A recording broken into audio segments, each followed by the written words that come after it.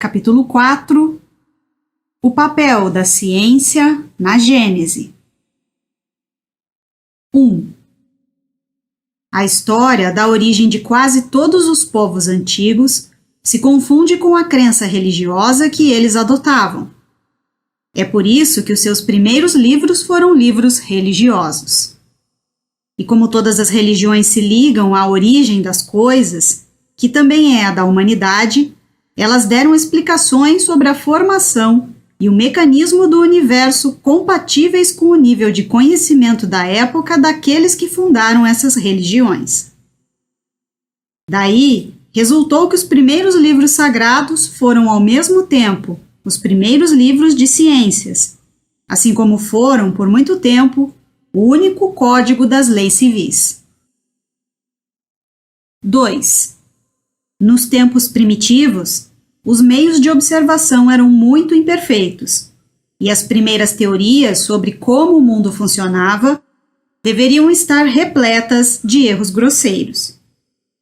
Mas, mesmo que os meios de observação fossem tão completos como os de hoje, ainda assim os homens daquela época não teriam sabido utilizá-los. Esses meios de observação só poderiam ser o fruto do desenvolvimento da inteligência e do consequente conhecimento das leis da natureza. À medida que o homem avançou no conhecimento dessas leis, ele foi penetrando nos mistérios da criação e reformulando as ideias que tinha sobre a origem das coisas. 3. O homem se mostrou incapaz de resolver o problema da criação até o momento em que a ciência lhe ofereceu a solução. Foi preciso que a astronomia lhe abrisse as portas do espaço infinito, permitindo que ele pudesse fazer aí as suas investigações. Com o auxílio da astronomia e do cálculo, ele pôde determinar com rigorosa precisão o movimento, a posição, o volume, a natureza e o papel dos corpos celestes. A física lhe revelou as leis da gravitação, do calor, da luz e da eletricidade. A química lhe instruiu sobre as transformações da matéria e a mineralogia sobre os materiais que formam a superfície do globo. A geologia lhe ensinou a ler, nas camadas terrestres, a formação gradual deste mesmo globo. A botânica, a zoologia, a paleontologia e a antropologia esclareceram o homem quanto à filiação e à sucessão dos seres organizados. Com a arqueologia, ele pôde seguir os vestígios da humanidade através dos tempos. Resumindo, todas as ciências, completando-se umas às outras, trouxeram a sua contribuição indispensável para o conhecimento da história do mundo. Sem a contribuição das ciências, o homem só poderia ter tido como guia as suas primeiras hipóteses.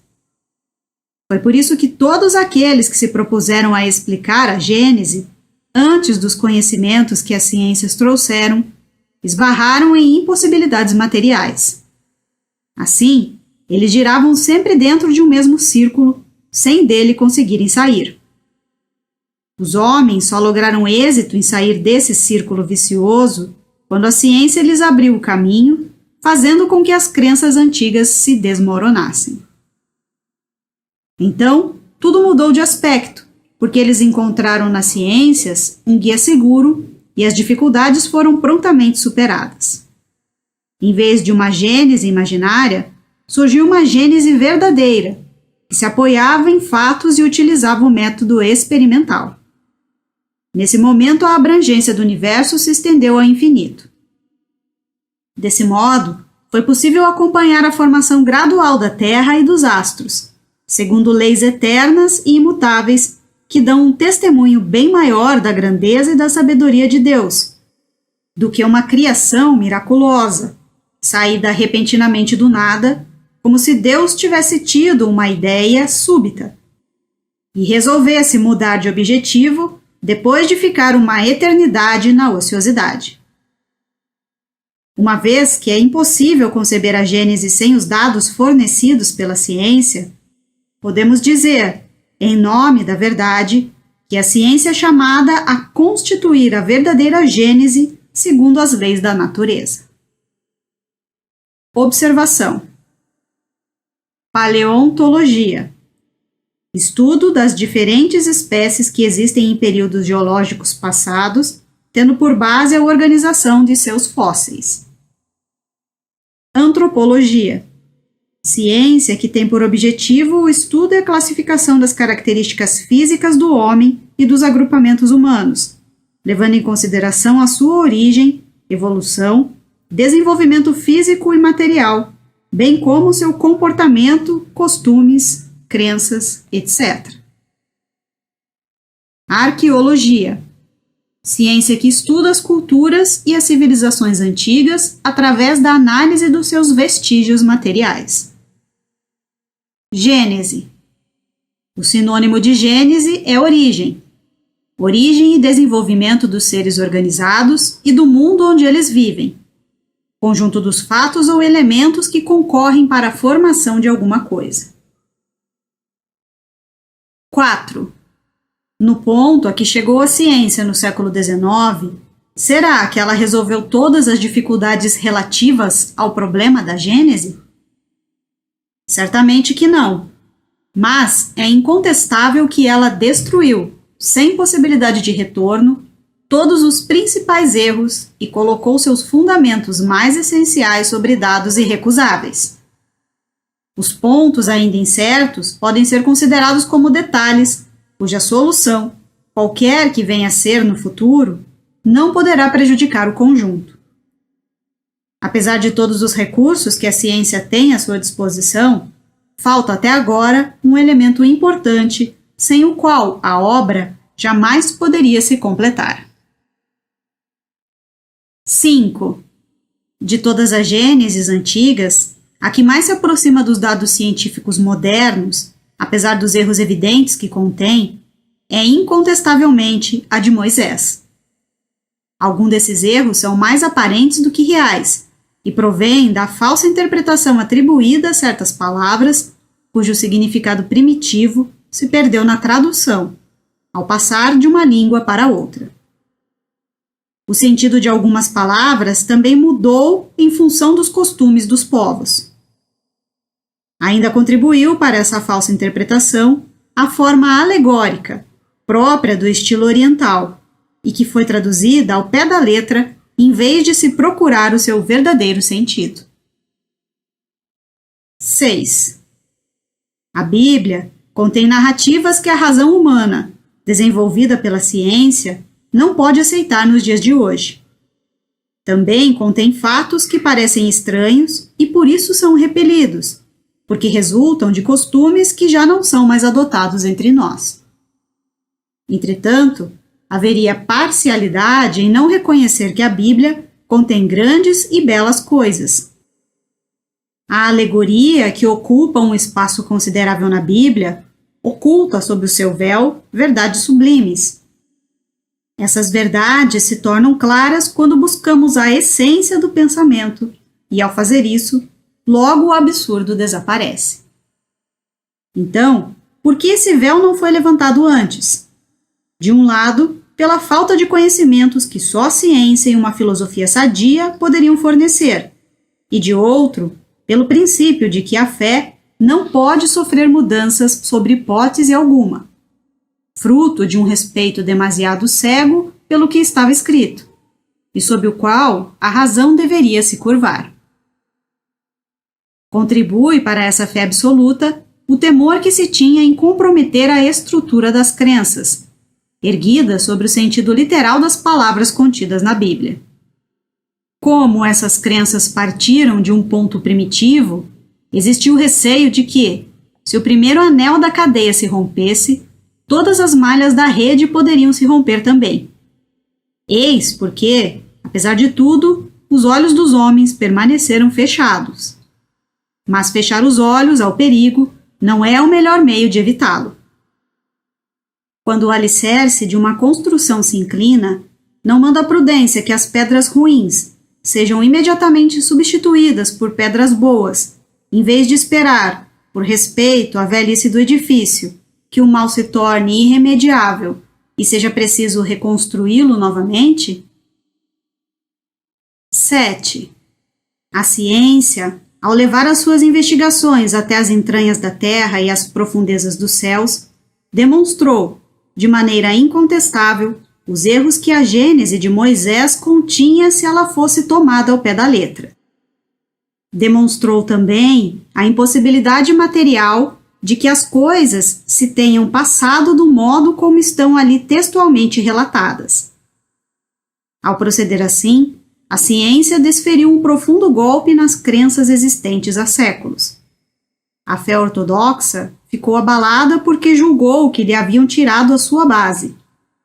Mas com quem deveria estar a razão? Com a ciência, que caminhava de modo prudente e progressivo pelos terrenos sólidos dos números e das observações, sem nada afirmar antes de ter a prova nas mãos, ou com uma narrativa escrita numa época em que faltavam todos os meios de observação. Afinal de contas, quem deve levar a melhor? Aquele que diz que 2 mais 2 são 5 e se nega a verificar, ou aquele que diz que 2 mais 2 são 4 e comprova o que afirma? Observação. Fé ortodoxa. Ortodoxo é uma expressão usada para se referir a algo rígido, tradicional, que não evolui, que é conservador, que não admite novas ideias. A fé ortodoxa é aquela que segue fielmente um princípio religioso tido como verdadeiro. 8. Entretanto, alguns contestam. Se a Bíblia é uma revelação divina, então Deus se enganou. Se ela não é uma revelação divina, ela deixa de ter autoridade e a religião desmorona por falta de base. Ora, de duas coisas uma: ou a ciência está errada ou ela tem razão. Se ela tem razão, não pode tornar verdadeira uma opinião que lhe seja contrária. Não existe revelação que possa prevalecer sobre a autoridade dos fatos verificados. Deus, que é todo verdade, não pode induzir os homens ao erro, nem consciente, nem inconscientemente, porque então não seria Deus. Logo, se os fatos contradizem as palavras que lhe foram atribuídas, é lógico concluir que ele não as pronunciou, ou que tais palavras foram entendidas em sentido oposto ao seu verdadeiro significado. Se a religião sofre algum tipo de dano com essas contraindicações, a culpa não é da ciência, que não pode transformar em fato aquilo que não é. Nesse caso, a culpa é dos homens, que, de modo precipitado, estabeleceram dogmas absolutos dos quais fizeram uma questão de vida ou de morte, sobre hipóteses que podem ser desmentidas pela experiência. Existem coisas que precisamos abandonar de forma resignada, queiramos ou não, quando não conseguimos evitá-las. Desde que o mundo marcha, sem que a vontade de alguns possa detê-lo, o mais sensato é acompanhá-lo, conformando-nos com o novo estado de coisas, em vez de nos agarrarmos ao passado que se desintegra com o risco de cairmos com ele. 9. Por respeito aos textos recebidos como sagrados, deveríamos obrigar a ciência a se calar? Isso seria tão impossível quanto impedir a Terra de girar. As religiões, sejam elas quais forem, jamais ganharão alguma coisa em sustentar erros comprovados. A ciência tem por missão descobrir as leis da natureza. Ora, como essas leis são obras de Deus, elas não podem ser contrárias àquelas religiões que têm por base a verdade. Amaldiçoar o progresso, por atentar contra a religião, é amaldiçoar a própria obra de Deus. Além do mais, isso é trabalho inútil, visto que nem todas as maldições do mundo seriam capazes de impedir que a ciência avance e nem que a verdade se torne conhecida. Se a religião se nega a avançar com a ciência avançará sozinha. 10. Somente as religiões que se mantêm estacionadas podem temer as descobertas da ciência. Essas descobertas só serão prejudiciais para aquelas religiões que se deixam distanciar das ideias progressistas e que se imobilizam no absolutismo de suas crenças. Em geral, essas religiões fazem uma ideia tão mesquinha da divindade que não compreendem que aceitar as leis da natureza, que a ciência revela, é glorificar a Deus através de suas obras. Mas, na sua cegueira, elas preferem render homenagem ao espírito do mal, o diabo, atribuindo a ele essas leis. Uma religião que não estivesse, em nenhum ponto, em contradição com as leis da natureza, nada teria a temer com o progresso e seria invulnerável. 11. A Gênese se divide em duas partes: a história da formação do mundo material e a história da humanidade. A história da humanidade pode ser analisada pelo seu duplo aspecto, ou seja, o aspecto corporal e o espiritual. A ciência tem se limitado à pesquisa das leis que regem a matéria. No próprio homem, ela apenas estudou e estuda o envoltório carnal, ou melhor, o corpo físico. Sob o ponto de vista material, ela conseguiu informações com uma precisão incontestável das partes principais do mecanismo do universo e do organismo humano. Assim, a ciência pôde completar a Gênese de Moisés e retificar as suas partes defeituosas. Mas a história do homem, considerado como ser espiritual, se prende a uma ordem especial de ideias que não são do domínio da ciência propriamente dita e que, por esse motivo, não constitui objeto de suas investigações. A filosofia, que é a área a qual pertence esse tipo de estudo, apenas tem formulado, sobre este ponto, sistemas contraditórios, que vão desde a mais pura espiritualidade até a negação do princípio espiritual, e mesmo a negação de Deus. Esses sistemas não possuem outras bases, exceto as ideias pessoais de seus autores. Portanto, a filosofia tem deixado a questão sem solução por falta de uma verificação mais adequada. 12. A questão espiritual, no entanto, é a mais importante para o homem, porque ela diz respeito ao problema do seu passado e do seu futuro. A questão do mundo material só o afeta indiretamente. O que lhe importa saber, antes de tudo, é de onde ele veio e para onde ele vai. Se antes dessa vida ele já teve outras, se ainda continuará vivendo e qual o destino que lhe está reservado.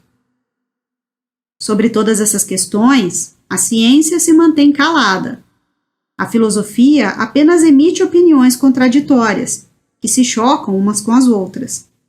Mas, pelo menos, ela permite discutir o assunto, o que faz com que muitas pessoas se coloquem ao seu lado, afastando-se assim da religião, que prefere nada discutir.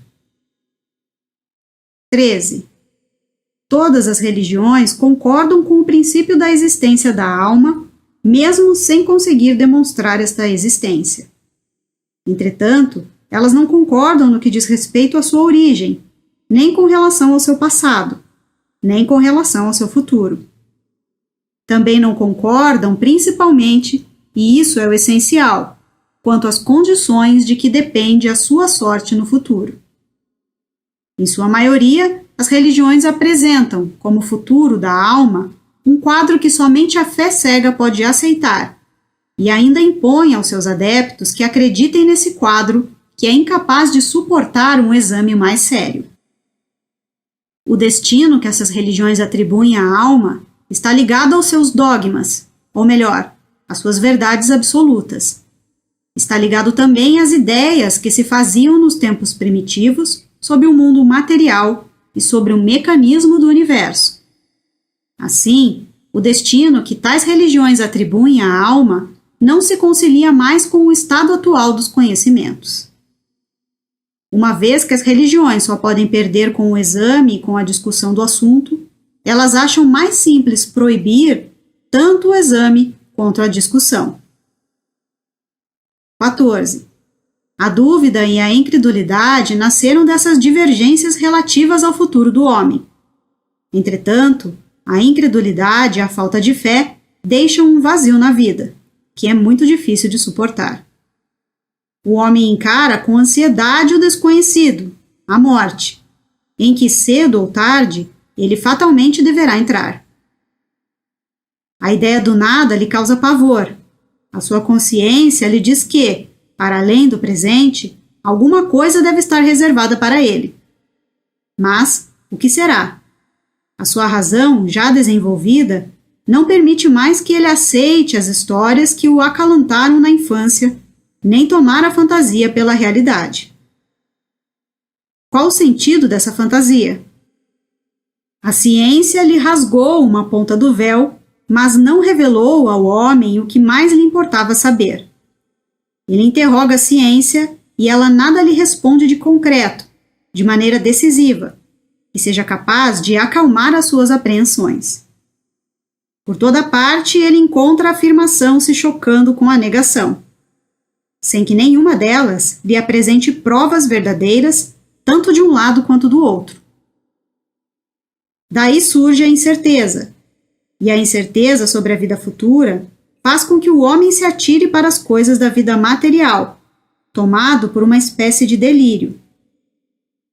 Esse é o efeito inevitável das épocas de transição.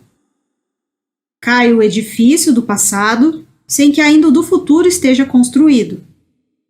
O homem se assemelha ao adolescente que não tem mais a crença ingênua dos primeiros anos, mas ainda não possui os conhecimentos da idade madura. Tem somente vagas aspirações que não sabe definir.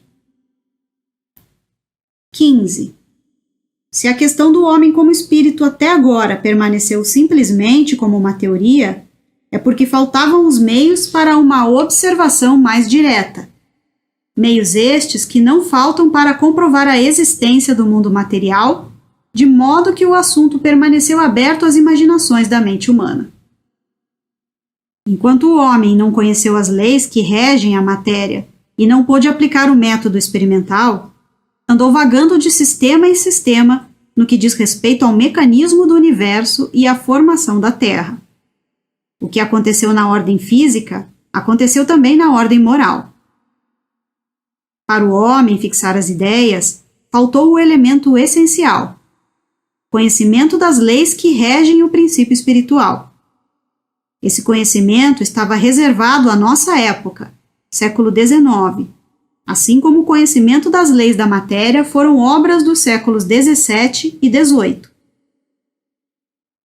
16. Até os dias de hoje, o estudo do princípio espiritual estava a cargo da metafísica e foi puramente especulativo e teórico.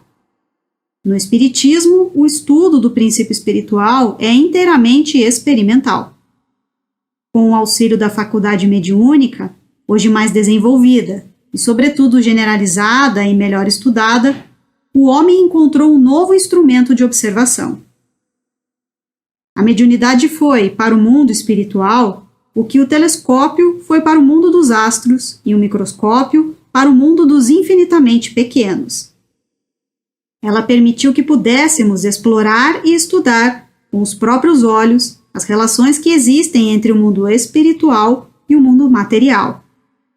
Permitiu também isolar do homem encarnado o ser inteligente, o espírito, possibilitando que os dois fossem observados atuando separadamente. Uma vez que as relações com os habitantes do mundo espiritual foram estabelecidas, foi possível ao homem seguir a alma em sua marcha ascendente, em suas idas e vindas, em suas transformações. Pôde-se, enfim, estudar o elemento espiritual. Eis aí o que faltou para todos aqueles que se propuseram a explicar a Gênese, a compreendê-la e a lhe retificarem os seus erros. 17. Por estarem em contato incessante, o mundo espiritual e o mundo material são solidários entre si, e ambos têm a sua parcela de ação na Gênese. Sem o conhecimento das leis que regem o mundo espiritual, seria impossível compor uma Gênese completa, assim como é impossível a um escultor dar vida a uma estátua. Somente hoje, mesmo sem ter a ciência material e a ciência espiritual a última palavra, o homem possui os dois elementos adequados para esclarecer esse imenso problema chamado Gênese. Era absolutamente indispensável o conhecimento desses dois mundos, o material e o espiritual, para chegar a uma solução, mesmo que aproximada. Capítulo 5. Sistemas do mundo antigo e sistemas do mundo moderno. 1. A primeira ideia que os homens formaram da Terra, do movimento dos astros e da constituição do universo, deve ter tido como base, na sua origem, apenas os dados obtidos através do uso dos sentidos. Ignorando as leis mais elementares da física, como também as forças da natureza, e dispondo de uma visão limitada como meio de observação, eles só podiam julgar as coisas pelas aparências. Ao ver o sol aparecer pela manhã, de um lado do horizonte, e desaparecer à tarde, do lado oposto, concluíram naturalmente que ele girava em torno da Terra e que esta permanecia imóvel. Se tivéssemos dito aos homens daquela época que acontecia justamente o contrário, responderiam que tal coisa era impossível e ainda diriam: vemos o sol mudar de lugar e não sentimos a terra se mover. 2. A pequena extensão das viagens, que naquela época raramente ultrapassava os limites da tribo ou do vale onde moravam, não permitia que se constatasse a esfericidade da Terra. Então, como os homens poderiam supor que a Terra pudesse ser uma esfera? Mas, se ela fosse realmente uma esfera, os homens só poderiam se manter nos pontos mais elevados. Supondo que ela fosse habitada em toda a sua superfície, como os habitantes do hemisfério oposto poderiam viver com a cabeça para baixo e os pés para cima? Se levássemos em conta o movimento de rotação da Terra, o equilíbrio das pessoas seria ainda mais difícil. Nos dias de hoje, quando já se conhece a lei da gravitação, vemos pessoas relativamente esclarecidas que não conseguem aceitar esse fenômeno.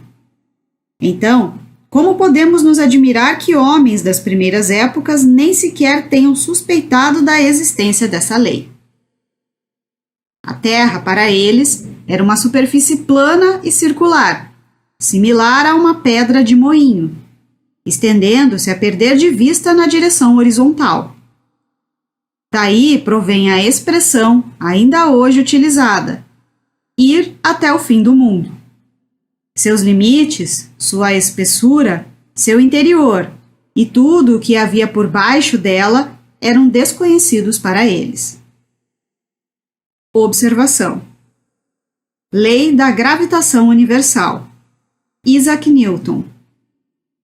Duas partículas quaisquer do universo se atraem gravitacionalmente por meio de uma força que é diretamente proporcional ao produto de suas massas e inversamente proporcional ao quadrado da distância que as separa. Nota de Allan Kardec. A mitologia hindu ensinava que, ao entardecer, o sol se despojava da sua luz e atravessava o céu durante a noite com a sua face obscura. A mitologia grega representava o carro de Apolo, deus da beleza, da luz, das artes e das profecias, puxado por 4 cavalos. Anaximandro de Mileto, filósofo grego pré-socrático, que considerou o infinito como o princípio do universo, sustentava, segundo o escritor grego Plutarco, que o Sol era uma carruagem cheia de um fogo muito vivo que escapava por uma abertura circular.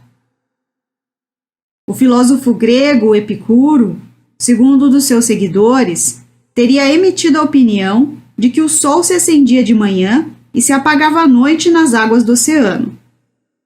Outros diziam que ele considerava o Sol como se fosse uma pedra pómez, pedra de origem vulcânica, porosa e leve, que se aquecia até ficar incandescente. O filósofo grego pré-socrático Anaxágoras considerava o Sol como um ferro incandescente, do tamanho do Peloponeso, extensa península no sul da Grécia. Essa afirmação é curiosa, porque os antigos consideravam que o tamanho verdadeiro do Sol fosse o que eles enxergavam. Tanto era assim que perseguiram o filósofo Anaxágoras, que eles entendiam perigoso, apenas porque ousou atribuir um volume tão grande ao astro do dia, comparando-o ao tamanho de Peloponeso. Foi necessária toda a autoridade de Péricles, político ateniense, discípulo de Anaxágoras, que foi acusado de impiedade para com os deuses e teve que sair de Atenas, para não ser condenado à morte e para que essa pena fosse transformada numa sentença de exílio. Flammarion, Estudos e Leituras sobre a Astronomia, página 6. A Grécia, no quinto século a.C., vivia um dos seus períodos mais prósperos. Se as ideias daquela época eram essas, não devem causar surpresa as ideias que os homens das primeiras idades faziam acerca do sistema do mundo. 3. O céu, por se mostrar sobre uma forma côncava, na crença popular, era tido como uma verdadeira abóboda, cujas bordas inferiores se apoiavam sobre a terra, determinando seus limites. Assim, o céu era uma vasta cúpula e o seu espaço era preenchido completamente pelo ar. Por não terem nenhuma noção do que fosse o espaço infinito, os homens imaginavam que essa abóbada era constituída de matéria sólida. Por isso lhe foi dada a denominação de firmamento, e que, sobrevivendo à crença até hoje, é utilizada. Portanto, firmamento significa firme, resistente, do latim firmamentum, derivado de firmus, e do grego erma, ermatus, firme, sustentáculo, suporte, ponto de apoio. 4. As estrelas, de cuja natureza eles não podiam suspeitar, eram simples pontos luminosos de tamanhos diferentes, fixados na abóbada como lâmpadas suspensas, dispostas sobre uma única superfície. Assim, todas as estrelas tinham a mesma distância em relação à Terra, do mesmo modo que as estrelas que são vistas no interior de certas cúpulas, pintadas de azul, para representar a abóbada celeste. Mesmo que hoje as ideias sejam outras, o uso das expressões antigas se conservou.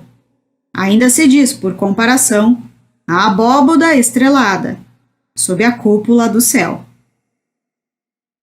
5. A formação das nuvens pela evaporação das águas que estão na terra era igualmente desconhecida. Ninguém podia imaginar que a chuva, que caía do céu, tivesse a sua origem na terra, visto que ninguém via a água subir. Daí a crença na existência das águas superiores e das águas inferiores, de fontes celestes e de fontes terrestres, de reservatórios colocados nas altas regiões, suposição que concordava perfeitamente com a ideia de uma abóbada sólida capaz de sustentá-los.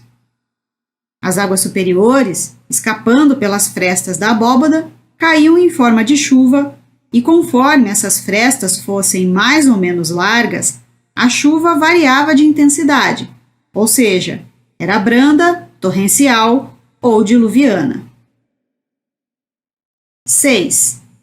A ignorância completa a respeito do conjunto do universo e das leis que o regem, da natureza, da constituição e do destino dos astros, que pareciam tão pequenos em comparação com a Terra, fez necessariamente que a Terra fosse considerada como a coisa principal, o fim único da criação, e os astros como acessórios criados unicamente para o deleite de seus habitantes. Apesar de as descobertas da ciência terem mudado o aspecto do mundo, para os homens, esse preconceito se perpetuou até os nossos dias. Quantas pessoas ainda acreditam que as estrelas são ornamentos do céu, com o único objetivo de recriar a vista dos habitantes da Terra? 7. Entretanto, não tardou para que o homem percebesse o movimento aparente das estrelas que se deslocavam em massa do Oriente para o Ocidente, despontando ao anoitecer e ocultando-se pela manhã, mas conservando as suas respectivas posições. Contudo, essa observação não teve, durante muito tempo, outra consequência que não fosse a de confirmar a ideia de uma abóbada sólida que arrastava consigo as estrelas no seu movimento de rotação. Essas ideias primitivas e ingênuas constituíam por muitos séculos o fundo das crenças religiosas e serviram de base para todas as cosmogonias antigas. Observação: cosmogonia. Conjunto de teorias com base científica, religiosa ou meramente mística que procura explicar e descrever a origem e a formação do universo. 8. Mais tarde, o homem compreendeu, pela direção do movimento das estrelas e pelo retorno periódico delas, na mesma ordem, que a abóbada celeste não podia ser apenas uma semi-esfera colocada sobre a Terra. A abóbada celeste passa a ser, então, uma esfera inteira, oca, em cujo centro se achava a Terra, sempre plana ou, quando muito, convexa e habitada somente na superfície superior. Já era um progresso. Mas, então, sobre o que a Terra se apoiava?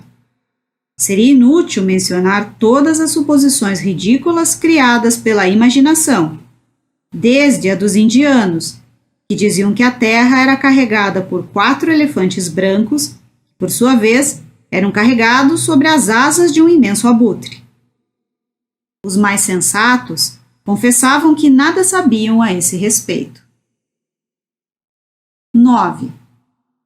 Entretanto, uma opinião geralmente aceita nas teologias pagãs colocava, nos lugares baixos, ou seja, nas profundezas da terra ou debaixo dela, não se sabia bem ao certo, a morada dos condenados, chamada inferno, que significava lugares inferiores, e nos lugares altos, além da região das estrelas, a morada dos bem-aventurados. A palavra inferno se conservou até hoje, embora tenha perdido a sua significação original, desde que a geologia retirou das entranhas da Terra o lugar dos suplícios eternos, e que a astronomia demonstrou que o espaço infinito não existe, nem alto, nem baixo. 10. Sob o céu límpido da Caldeia, da Índia e do Egito, berço das mais antigas civilizações, foi possível observar o movimento dos astros com toda a precisão que era possível observar, sem o uso de instrumentos especiais. A princípio, notou-se que certas estrelas tinham um movimento próprio, independente do conjunto, o que não permitia supor que elas estivessem presas à abóbada celeste. Para distingui-las das estrelas fixas, elas foram chamadas de estrelas errantes ou planetas. Foram calculados os seus movimentos e o período de tempo que elas levavam para voltar ao ponto de partida. No movimento diurno da abóbada estrelada, observou-se a imobilidade da estrela polar, em torno da qual as outras descreviam, em 24 horas, círculos inclinados paralelos, uns maiores, outros menores, conforme a distância em que se encontravam da estrela central, polar. Esse foi o primeiro passo para o conhecimento da obliquidade, inclinação, do eixo da Terra. Viagens mais longas permitiram que se observasse a diferença na aparência do céu, conforme as latitudes e as estações do ano.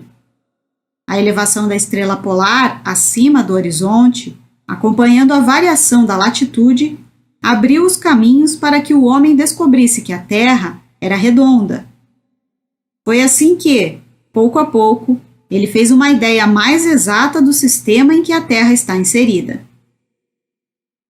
Por volta do ano 600 a.C., Tales, de Mileto, Ásia Menor, descobriu a esfericidade da Terra, a obliquidade da eclíptica, inclinação da órbita da Terra e a causa dos eclipses. Um século mais tarde, Pitágoras, da ilha grega Samos, descobre que a Terra levava um dia para girar em torno do próprio eixo, e também o seu movimento anual em torno do Sol, e incorpora os planetas e os cometas ao sistema solar. Hiparco, de Alexandria, Egito, 160 a.C., inventa o astrolábio.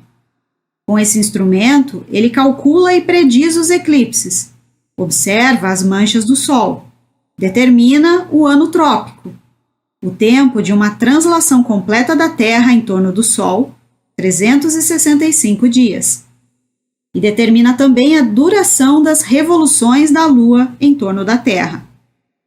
Mesmo sendo preciosas para a ciência, essas descobertas levaram cerca de 2.000 anos para se popularizarem. As ideias novas dispunham apenas de raros manuscritos para se propagarem. Assim, elas permaneceram sob o domínio de alguns filósofos, que as ensinavam somente a alguns discípulos privilegiados. O restante da população, que ninguém se interessava em esclarecer, não colhia qualquer proveito dessas descobertas e continuava a nutrir-se das velhas crenças. Observação: astrolábio. Instrumento de forma esférica utilizado para medir a altura dos astros, Sol e estrelas, acima do horizonte. Também media a latitude e a longitude em relação ao lugar de onde se encontrava o observador. 11. Por volta do ano 140 da era cristã, Ptolomeu, um dos homens mais ilustres da escola de Alexandria, combinando suas próprias ideias com as crenças vulgares e com algumas das mais recentes descobertas astronômicas, compôs um sistema que pode ser chamado de misto. Esse sistema traz o seu nome e, durante quase 15 séculos, foi o único a ser adotado pelo mundo civilizado. Segundo o sistema de Ptolomeu, a Terra é uma esfera situada no centro do universo e composta de 4 elementos: terra, água, fogo e ar. Essa primeira região, composta pelos 4 elementos, era denominada elementar. A segunda região era denominada etérea e compreendia 11 céus, ou esferas concêntricas, que giravam ao redor da Terra. Eram elas o céu da Lua, o céu de Mercúrio, o céu de Vênus, o céu do Sol, o céu de Marte, o céu de Júpiter, o céu de Saturno, o céu das estrelas fixas, o céu do primeiro cristalino, esfera sólida e transparente, o céu do segundo cristalino e, finalmente, o céu do primeiro móvel, que dava movimento a todos os céus inferiores e os obrigava a fazer uma revolução em 24 horas. Para além dos 11 céus estava o Empírio, que era a mansão dos bem-aventurados.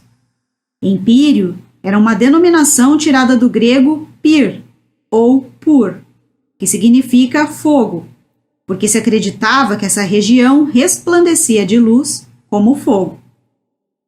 A crença em vários céus superpostos prevaleceu por muito tempo, embora o número de céus variasse. O 7º céu geralmente era tido como o mais elevado, e daí a expressão: será arrebatado ao 7º céu. São Paulo disse que foi elevado ao 3º céu. Segundo Ptolomeu, independente do movimento comum, os astros tinham movimentos próprios. Esses movimentos próprios seriam maiores ou menores, segundo a distância que eles se achavam da Terra. As estrelas fixas faziam uma revolução em 25.816 anos. Este último cálculo demonstra o conhecimento da precessão dos equinócios, que se realiza em 25.868 anos. Observações: equinócios: instante em que o Sol, em seu movimento anual, passa pelo Equador, fazendo com que o dia e a noite tenham a mesma duração. Precessão: movimento vagaroso do eixo de rotação de um corpo celeste, resultante da influência exercida sobre ele por um ou mais astros. 12. No começo do século XIX, Copérnico, célebre astrônomo, nascido na cidade de Thorn, na Prússia, retomou as ideias de Pitágoras e concebeu um sistema que teve um acolhimento favorável, porque a cada dia era confirmado por novas observações. Esse novo sistema não tardou a substituir o de Ptolomeu. Segundo o sistema de Copérnico, o Sol está no centro e os planetas descrevem órbitas circulares ao redor do Sol, sendo a Lua um satélite da Terra. Um século mais tarde, em 1609, Galileu, natural de Florença, inventa o telescópio. Em 1610, descobre os 4 satélites de Júpiter e calcula suas revoluções. Reconhece que os planetas são esferas semelhantes à Terra e que não têm luz própria como as estrelas, mas que são iluminados pelo Sol. Galileu observa as fases desses planetas e determina o tempo que duram as rotações deles em torno de seus próprios eixos. Assim, com provas materiais, ele confirma de forma definitiva o sistema de Copérnico. Portanto, desmoronou o sistema dos céus superpostos.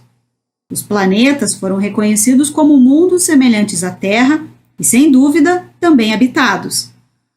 Reconheceu-se que as estrelas são incontáveis sóis e que esses sóis são prováveis centros de outros tantos sistemas planetários. O próprio Sol foi reconhecido como uma estrela, centro de um turbilhão de planetas que estão sujeitos a ele.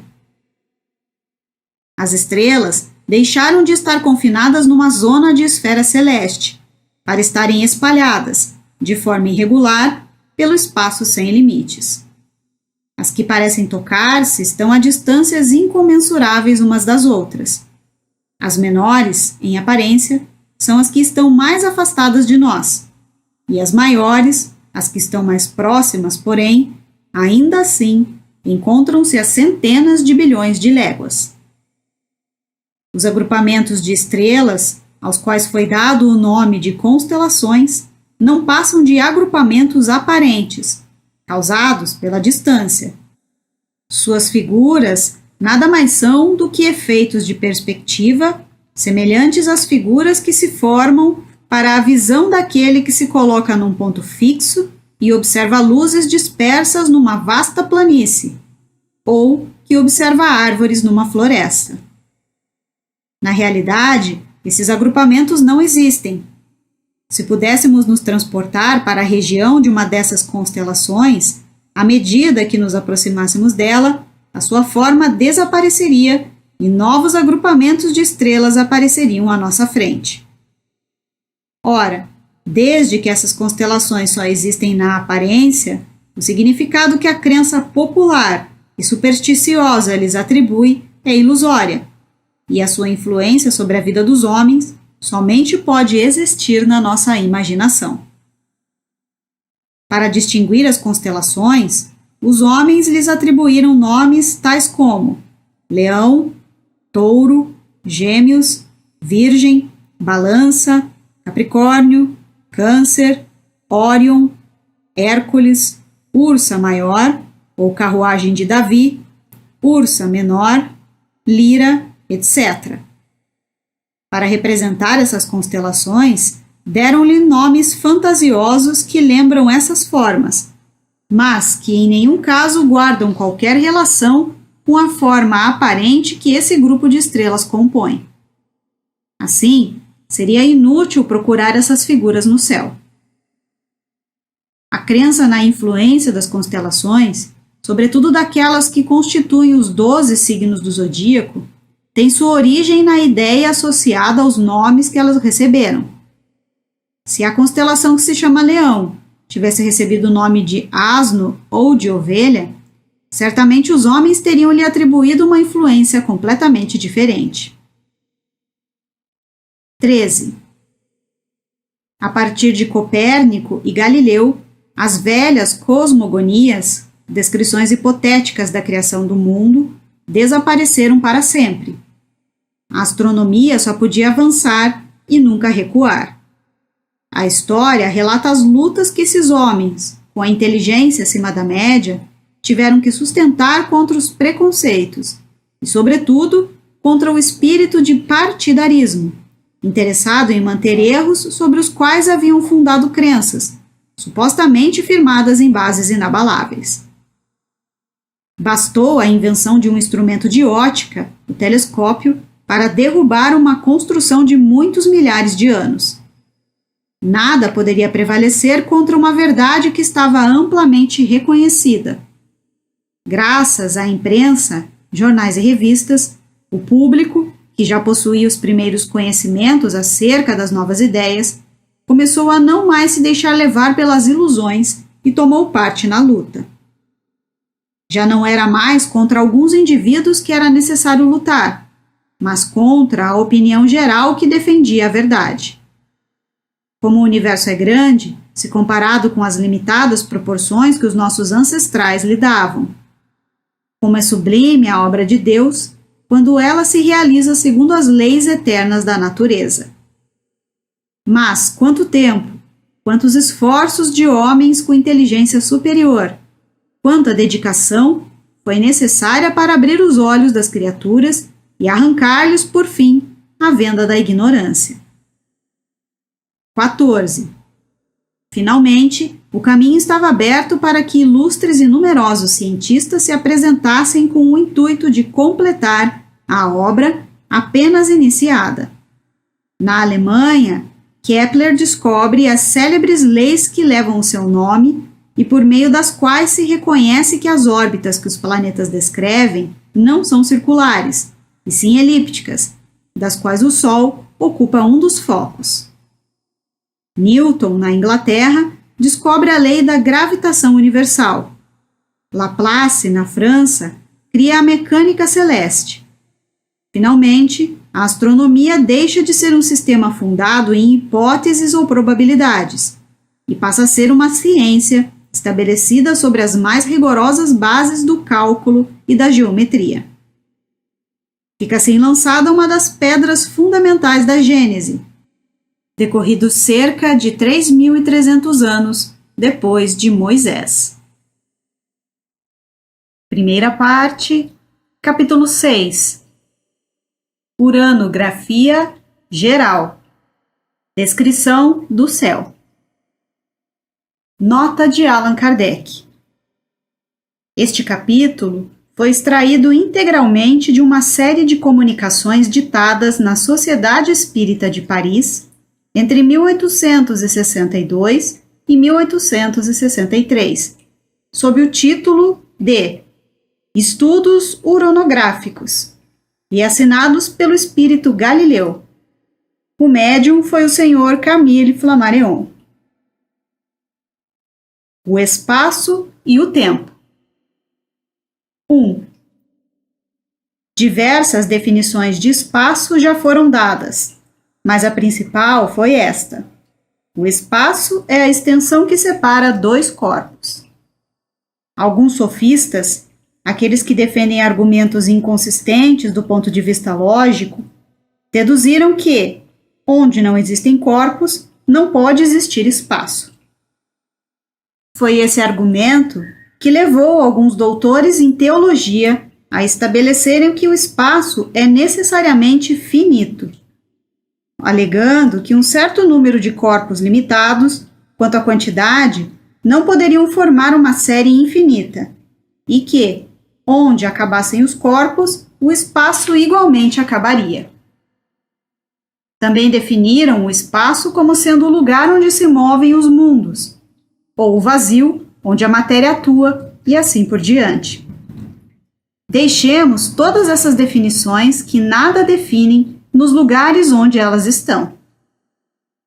O espaço é uma dessas palavras que expressam uma ideia primitiva e incontestável, ou seja, ela se basta por si mesma. Não precisa ser explicada. As diversas definições que podem ser utilizadas só irão atrapalhar o entendimento de um conceito tão simples. Todos nós sabemos o que é o espaço, e eu, Galileu, apenas quero estabelecer que ele é infinito, a fim de que os nossos estudos futuros não encontrem nenhuma barreira que se oponha às investigações que vamos fazer. Ora, eu digo que o espaço é infinito porque é impossível imaginarmos um limite qualquer para ele, e porque, apesar da dificuldade que temos em conceber o infinito, ainda é mais fácil para nós avançar eternamente, em pensamento, pelo espaço, do que parar num ponto qualquer, depois do qual não encontraríamos mais extensão a percorrer. Para compreendermos que o espaço é infinito, mesmo tendo que utilizar as nossas faculdades limitadas, vamos supor que, se partíssemos da Terra, que se encontra perdida no meio do infinito, para atingir um ponto qualquer do universo, com a velocidade prodigiosa da faísca elétrica, que percorre milhares de léguas por segundo. Depois de percorrer milhões de léguas, mal tendo deixado a Terra, nós estaríamos num lugar onde o nosso planeta nos apareceria apenas com o aspecto de uma pálida estrela. Passado um instante, seguindo sempre na mesma direção, chegaríamos a essas estrelas longínquas que mal se consegue ver na Terra. Nesse ponto, a Terra desapareceria inteiramente do nosso olhar, perdida nas profundezas do céu, assim como o próprio Sol, com todo o seu esplendor, também desapareceria da nossa visão pela distância que nos encontraríamos dele.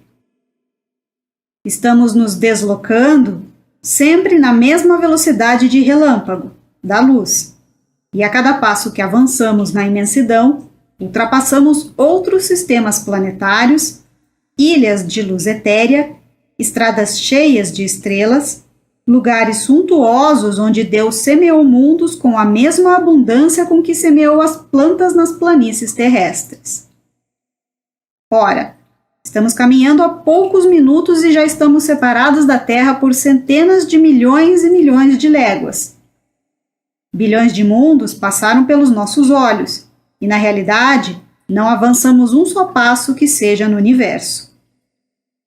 Se continuarmos durante anos, séculos, milhares de séculos, 100 vezes milhões de séculos, e sempre com a mesma velocidade do relâmpago, da luz, ainda assim não teríamos avançado um passo sequer.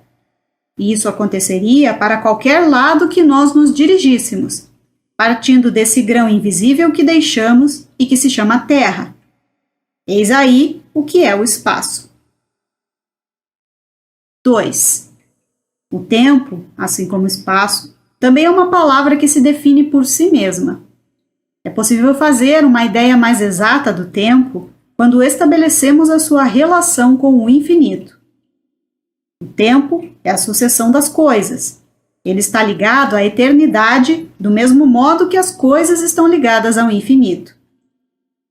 Vamos nos imaginar na origem do nosso mundo, na época primitiva em que a Terra ainda não se movia sobre o impulso divino, ou melhor, no começo da Gênese. Nesse período, o tempo ainda não havia saído do misterioso berço da natureza, e ninguém poderia dizer em que época, em que século nos encontrávamos, visto que o pêndulo do tempo ainda não havia sido posto em movimento. Mas silêncio!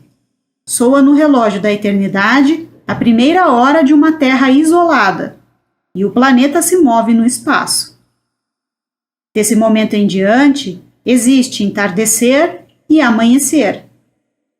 Distante da Terra, a eternidade permanece impassível e imóvel, embora o tempo continue passando por muitos outros mundos.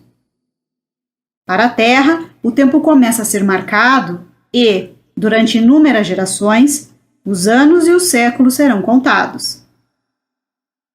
Vamos nos transportar agora para o último dia desse mundo, a hora em que, curvado pelo peso da velhice, ele se apagará do livro da vida para aí não mais reaparecer.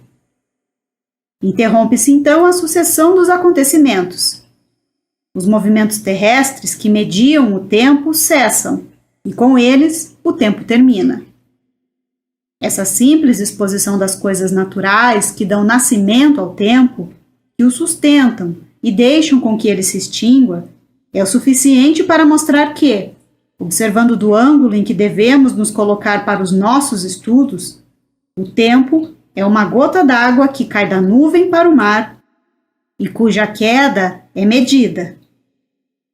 Para cada mundo, neste vasto infinito, teremos um tempo diferente e esses tempos serão incompatíveis entre si.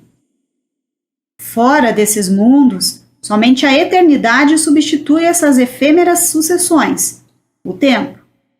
Somente a eternidade enche tranquilamente com a sua luz imóvel a imensidão dos céus.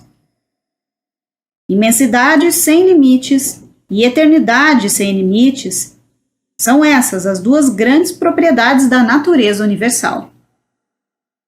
O olhar do observador, que atravessa as incomensuráveis distâncias do espaço, sem jamais encontrar algo que o detenha, e o olhar do geólogo, que vai buscar a origem além dos limites das eras, ou que desce às profundezas da eternidade, em que ambos um dia se perderão, atuam harmonicamente, cada um na sua direção, para adquirir essa dupla noção do infinito, extensão e duração. Dentro dessa ordem de ideias, fica fácil compreender que o tempo é apenas a relação entre as coisas transitórias e que depende apenas das coisas que são medidas. Se tomássemos os séculos terrestres por unidade de tempo e juntássemos milhares e milhares deles para formar um número colossal, esse número nunca representaria mais do que um ponto na eternidade. O mesmo aconteceria se milhares de léguas fossem adicionadas a outras milhares de léguas.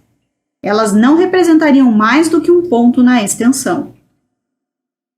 A vida da alma não pode ser contada por séculos, pois poderíamos nos imaginar tendo a idade de um número de séculos tão extenso quanto o equador terrestre, e nos sentirmos envelhecidos desse número de séculos, sem que, na realidade, a nossa alma pudesse contar um dia a mais em sua vida. Se acrescentássemos a esse número imenso de séculos uma outra série de números, tão longa como daqui ao Sol, e se imaginássemos viver durante uma sucessão prodigiosa de períodos seculares, representados pela adição de tais números, quando chegássemos ao fim, o inconcebível número de séculos que pesaria sobre os nossos ombros seria como se esses séculos não existissem. Diante de nós estaria sempre toda a eternidade. O tempo é apenas uma medida relativa da sucessão das coisas transitórias. A eternidade não está sujeita a nenhuma medida do ponto de vista da sua duração, pois para ela não existe começo e nem fim. Para a eternidade, tudo é o presente. Se os séculos e séculos são menos que um segundo em relação à eternidade, qual é então a duração da vida humana? De uma encarnação. Primeira parte, capítulo 6. Uranografia geral. A matéria. 3. À primeira vista, nada parece ter tantas variações quanto as diversas substâncias que compõem o mundo. Entre os objetos que vemos diariamente, trazidos pela arte ou pela natureza, será que haverá dois que revelem uma identidade perfeita, ou pelo menos uma igualdade em sua composição? Quanta diferença do ponto de vista da solidez, da compressibilidade, do peso e das diversas propriedades dos corpos, entre os gases atmosféricos e um filete de ouro, entre a molécula aquosa da nuvem e a molécula do mineral que forma a estrutura óssea do globo. Quanta diferença entre o tecido químico das diversas plantas que compõem o reino vegetal e o dos numerosos representantes do reino animal na Terra. Entretanto, podemos estabelecer como princípio absoluto que todas as substâncias, conhecidas e desconhecidas, por mais desiguais que pareçam, seja do ponto de vista da sua constituição íntima, seja sobre o aspecto de suas afinidades, são apenas modos diferentes sobre os quais a matéria se apresenta. São variedades em que a matéria se transforma sobre o efeito das inúmeras forças que agem sobre ela. 4. A química progrediu muito depois da minha época em que Galileu viveu. No meu tempo, os seus próprios adeptos a colocavam sobre o domínio secreto da magia. Esta nova ciência, que com justa razão é filha do século da observação, no século XVIII, se baseou, mais do que as suas irmãs mais velhas, as ciências mais antigas, unicamente no método experimental. Eu digo que a química ignorou completamente os 4 elementos primitivos, a terra, a água, o fogo e o ar, que os antigos concordaram em reconhecer na natureza. Ela mostrou que o elemento terra é a combinação de diversas substâncias que variam ao infinito, que o ar e a água são elementos que também podem ser decompostos e que são o produto de um certo número de gases que lhes são equivalentes. Mostrou que o fogo, longe de ser também um elemento principal, é apenas um estado da matéria. Esse estado é o resultado do movimento universal ao qual essa matéria está submetida e também de uma combustão sensível ou latente. Mas, em compensação, a química descobriu um número considerável de princípios, que até então eram desconhecidos.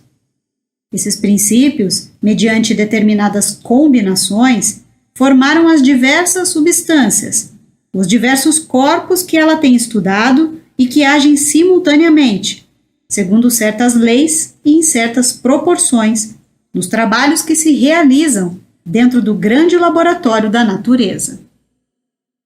A química deu a esses princípios o nome de corpos simples, indicando com essa denominação que os considera primitivos e que eles não podem ser decompostos.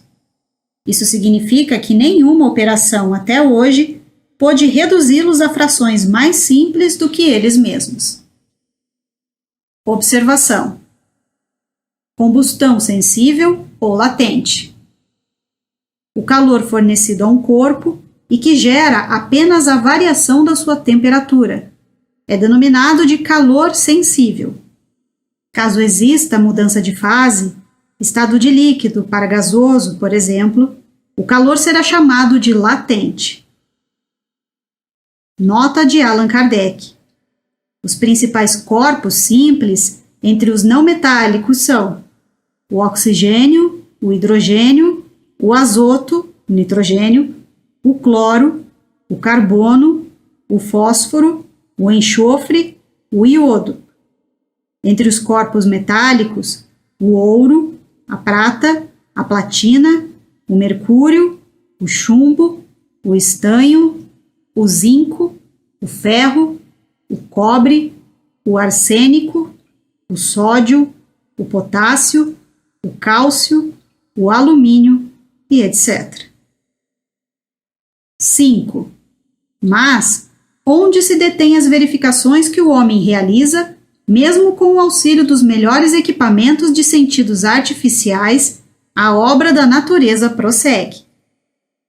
Prossegue onde o povo confunde a aparência com a realidade, onde o prático levanta o véu e distingue o começo das coisas, onde o olhar daquele que pode captar o modo de agir da natureza apenas vê, nos materiais que constituem o mundo, a matéria cósmica primitiva, simples e indivisível, diversificada em certas regiões na época do seu aparecimento, distribuída em corpos que dependem uns dos outros enquanto têm vida e que um dia se desmembram por efeito da decomposição no receptáculo da imensidão.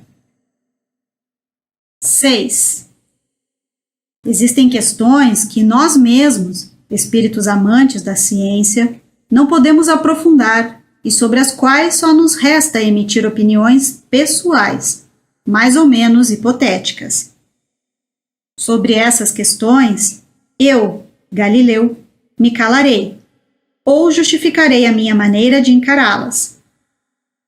Porém, a questão com a qual nos ocupamos, a matéria cósmica primitiva, simples e indivisível, não está entre aquelas que não podem ser aprofundadas. Portanto, aqueles que fossem tentados a enxergar, nas minhas palavras, apenas uma teoria ousada, eu direi: abranjam, se possível, num olhar investigador, as inúmeras operações da natureza, e vocês reconhecerão que, se não admitirmos a matéria como sendo uma coisa única, será impossível explicar não somente os sóis e os planetas, mas, sem ir tão longe, a germinação de uma semente na Terra ou o nascimento de um inseto. 7. Se observamos uma diversidade tão grande na matéria, é porque as forças que são responsáveis pelas suas transformações e as condições nas quais essas transformações se produzem são ilimitadas. Sendo assim, também não poderiam deixar de ser ilimitadas as várias combinações da matéria. Logo, quer a substância examinada pertença aos fluidos propriamente ditos, ou melhor, aos corpos imponderáveis, aqueles que não podem ser pesados nem medidos, quer essa substância esteja revestida das características e das propriedades da matéria comum, existe em todo o universo uma única substância primitiva, o cosmos, ou a matéria cósmica universal dos uranógrafos, dos astrônomos.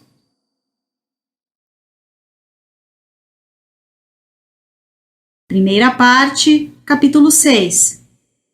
Uranografia geral. As leis e as forças. 8.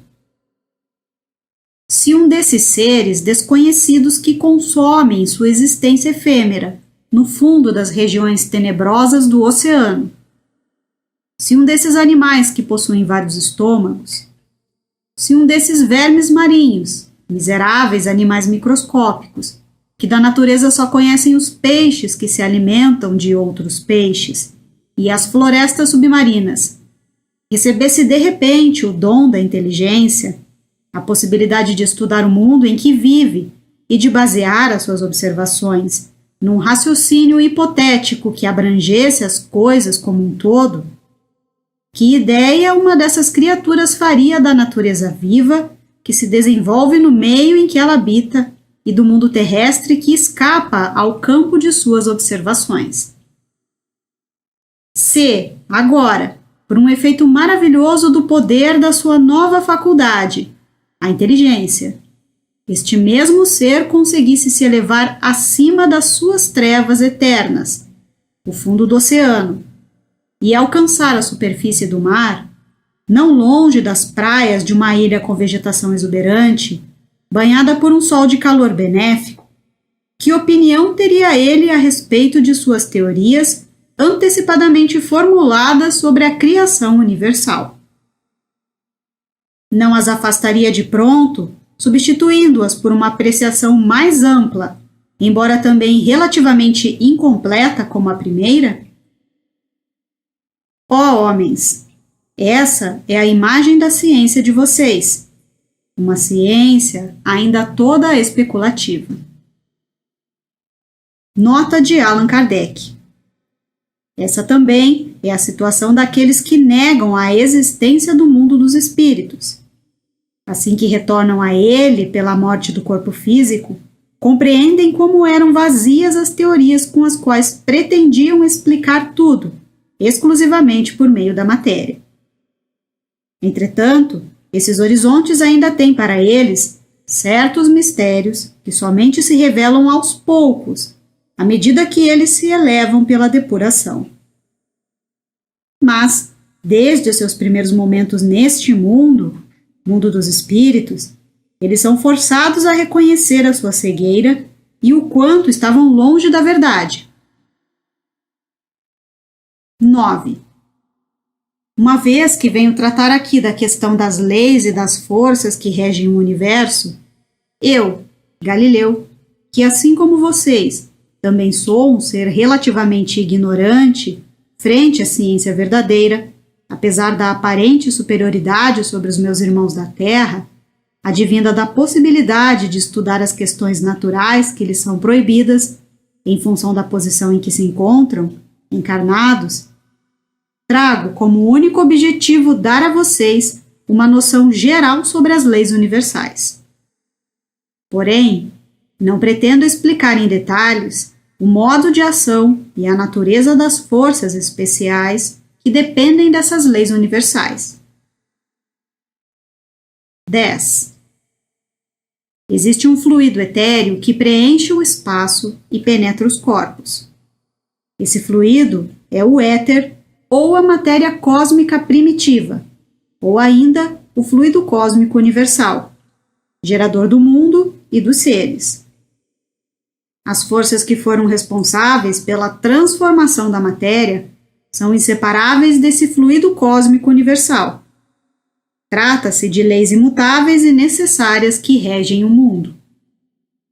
As diversas formas em que a matéria se apresenta, com variações imensas segundo suas combinações, com seus modos de agir alterados de acordo com as circunstâncias e os meios, são conhecidas na Terra sob os nomes de gravidade, coesão, afinidade, atração, magnetismo, eletricidade ativa. Os movimentos vibratórios do agente, aquele que produz algum efeito, são conhecidos sob o nome de som, calor, luz, etc. Em outros mundos, tais efeitos se apresentam sobre outros aspectos, pois revelam outras características desconhecidas na Terra, mas compatíveis com os mundos em que se manifestam. Na imensidão dos céus, forças em número indefinido desenvolvem-se numa escala impossível de imaginar e avaliar a sua grandeza, assim como o crustáceo, no fundo do oceano, também não consegue abranger a universalidade dos fenômenos terrestres. Ora, do mesmo modo que existe apenas uma substância simples, primitiva, que gerou todos os corpos, o fluido cósmico universal, mas que possui diversas combinações, também todas essas forças dependem de uma lei universal que apresenta diversos efeitos e que, pelos desígnios eternos de Deus, foi soberbamente imposta à criação para lhe imprimir harmonia e estabilidade. Nota de Allan Kardec. Nós apenas nos reportamos ao que conhecemos, e aquilo que escapa à percepção de nossos sentidos, não compreendemos mais do que compreende o cego de nascença acerca dos efeitos da luz e da utilidade dos olhos. Portanto, pode acontecer que, em outros meios, o fluido cósmico universal tenha outras propriedades, combinações das quais não fazemos a mínima ideia, e que são apropriadas a outras necessidades que nos são desconhecidas. Por exemplo, não compreendemos que seja possível ver sem os olhos do corpo físico e sem a presença da luz. Mas quem nos garante que não existem outros agentes além da luz, apropriados a organismos especiais? A visão sonambúlica, visão do espírito quando está desdobrado, que não é detida nem pela distância, nem pelos obstáculos materiais e nem pela obscuridade, nos oferece um exemplo disso. Vamos supor que, no mundo qualquer, o estado normal das criaturas seja o mesmo que o dos nossos sonâmbulos, médiuns quando estão desdobrados. Nesse estado, eles não precisam da nossa luz, nem dos nossos olhos para ver aquilo que não podemos ver. O mesmo ocorre com todas as outras sensações. A vitalidade, a percepção, as sensações e as necessidades variam conforme o meio ambiente em que os seres se encontram. 11. A natureza jamais se opõe a si mesma. Um só é o lema que está escrito no universo: unidade, variedade. Ao rever a escala dos mundos, encontramos uma unidade de harmonia e de criação, ao mesmo tempo em que encontramos uma variedade infinita de inúmeras estrelas. Percorrendo os degraus da vida, desde o último dos seres até Deus, torna-se evidente a existência da grande lei de continuidade. Considerando as forças em si mesmas, podemos formar com elas uma série, cuja resultante, confundindo-se com as forças que a geraram, é a lei universal. O homem não pode apreciar a lei universal em toda a sua amplitude, porque as forças que a representam são restritas e limitadas no campo de observação onde ele se encontra.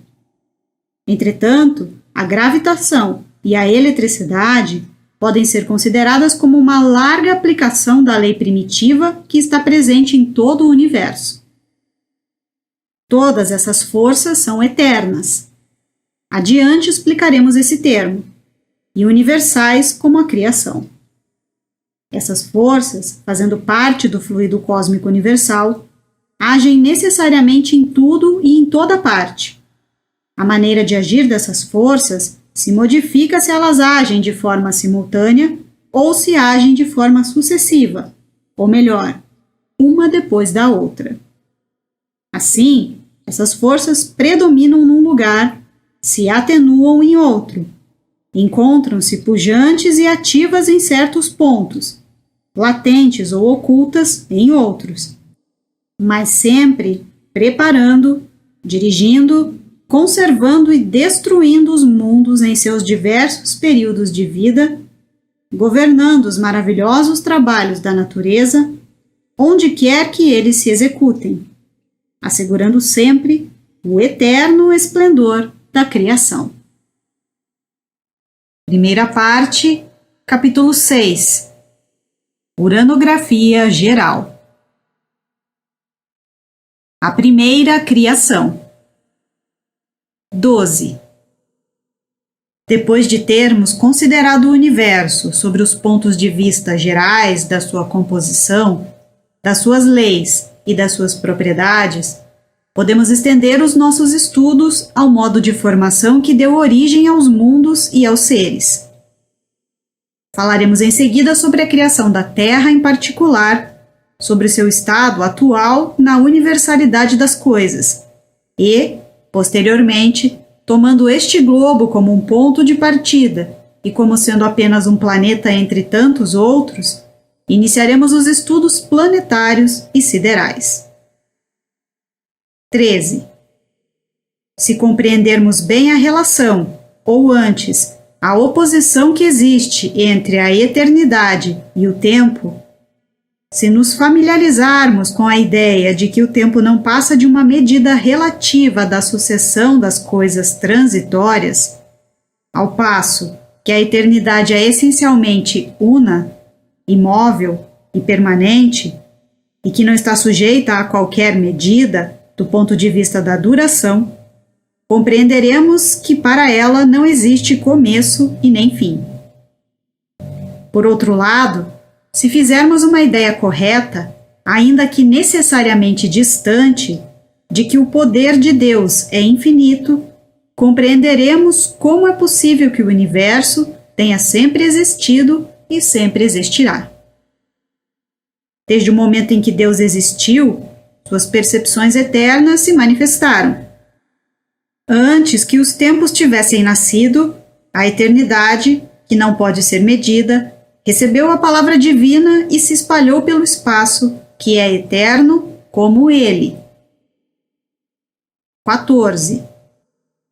Deus, por sua natureza, existe desde toda a eternidade e cria também desde toda a eternidade. E nem poderia ser de outro modo. Se, pela imaginação, recuarmos no tempo a uma época longínqua, até os supostos limites da criação, haverá sempre, além desse limite, uma eternidade. Procurem compreender bem esta ideia de eternidade, uma eternidade durante a qual a Santíssima Trindade, o Pai, o Filho e o Espírito Santo, as vontades infinitas das criaturas tivessem permanecido sepultadas no sono profundo, permanecido inativas e estéreis. Uma eternidade de morte aparente para o Pai eterno que dá a vida aos seres. Um silêncio indiferente para com o Criador que os governa. Uma improdutividade fria e egoísta para o Deus de amor que a todos dá a vida. É preciso compreender melhor a grandeza da ação divina e como ela age de forma perpétua sob a mão do Ser Absoluto. Deus é o sol dos seres, é a luz do mundo. Ora, o aparecimento do sol faz nascer instantaneamente ondas de luz que se espalham por toda parte da imensidão. Do mesmo modo, o universo nascido de Deus remonta aos períodos que possuem uma duração infinita e que não podem ser imaginados. Remonta ao Fiat Lux, ao faça-se a luz, do começo de todas as coisas. 15. Portanto, o começo absoluto de todas as coisas remonta a Deus. As aparições sucessivas dessas coisas dentro da existência constituem a ordem de uma criação que nunca deixou de criar. Que homem poderia falar dos esplendores desconhecidos e majestosamente escondidos sobre a noite das idades que se desdobraram nesses tempos antigos, em que nenhuma das maravilhas do universo atual ainda existia? Quem poderia falar dessa época primitiva em que a voz do Senhor se fez ouvir para reunir, de súbito, no seio dos vazios infinitos, os materiais que no futuro deveriam se agrupar por si mesmos e de maneira simétrica para formar tudo o que existe na natureza? Quem estava presente quando esta voz misteriosa, que cada criatura venera e estima como se fosse a voz de uma mãe, produziu diversas notas que vibraram juntas e de maneira harmônica, para modular o conceito dos céus imensos? Em seu início, o mundo não se apresentou com todo o seu vigor e nem na plenitude da sua vida. O poder criador nunca se contradiz e, como todas as coisas, o universo nasceu criança. A matéria cósmica primitiva, revestida das leis mencionadas acima, gravidade, coesão, afinidade, atração, magnetismo, eletricidade, e do impulso inicial que faz parte da sua própria formação, fez com que sucessivamente nascessem turbilhões, massas de ar com movimento giratório muito forte, aglomerações desse fluido difuso, amontoados de matéria nebulosa que se dividiram por si próprios e se modificaram ao infinito para gerar, nas regiões incomensuráveis da imensidão, os diversos centros de criações, mundos, de forma simultânea ou sucessiva. Em virtude das forças que predominaram sobre um ou sobre outro desses aglomerados e das circunstâncias posteriores que foram responsáveis pelos seus desenvolvimentos, esses centros primitivos se tornaram focos de uma vida nova, uns menos espalhados no espaço e mais ricos em princípios e em forças atuantes. Começaram desde logo a sua vida sideral particular. Outros, ocupando uma extensão ilimitada, cresceram com extrema lentidão ou se dividiram novamente em outros centros secundários ou mundos menores. 16. Transportando-nos a alguns milhões de séculos somente, além da época atual, verificamos que a nossa Terra ainda não existia e que o nosso sistema solar ainda não tinha começado as evoluções da vida planetária. Entretanto, esplêndidos sóis já iluminavam o cosmos. Inúmeros planetas habitados já davam vida e existência a uma multidão de seres que chegaram antes de nós na vida humana. Produções magníficas de uma natureza desconhecida e os maravilhosos fenômenos do céu se desdobravam, sobre outros olhares, nos quadros imensos da criação. Que estou dizendo? Já deixaram de existir os esplendores que outrora fizeram palpitar o coração de outros mortais sob o comando do poder divino. E nós, pobres seres pequeninos, que viemos depois de uma eternidade de vida, nós nos acreditamos contemporâneos da criação. Repito mais uma vez, nós precisamos compreender melhor a natureza, saber que a eternidade está antes de nós, assim como está adiante, que o espaço é o lugar de incontáveis criações que ocorrem de forma simultânea e sucessiva. As nebulosas, que mal distinguimos nas mais longínquas regiões do céu, são aglomerações de sóis em vias de formação. Outras nebulosas são via-lácteas de mundos habitados. Outras ainda são sedes de catástrofes e de destruição. Precisamos saber que, assim como estamos colocados no meio de uma infinidade de mundos, também estamos no meio de duas durações, as que vieram antes de nós e as que virão depois de nós. Que a criação universal não se limita aos habitantes da Terra. Assim, não podemos aplicar essa expressão, criação universal, para nos referirmos à formação isolada do nosso pequeno globo.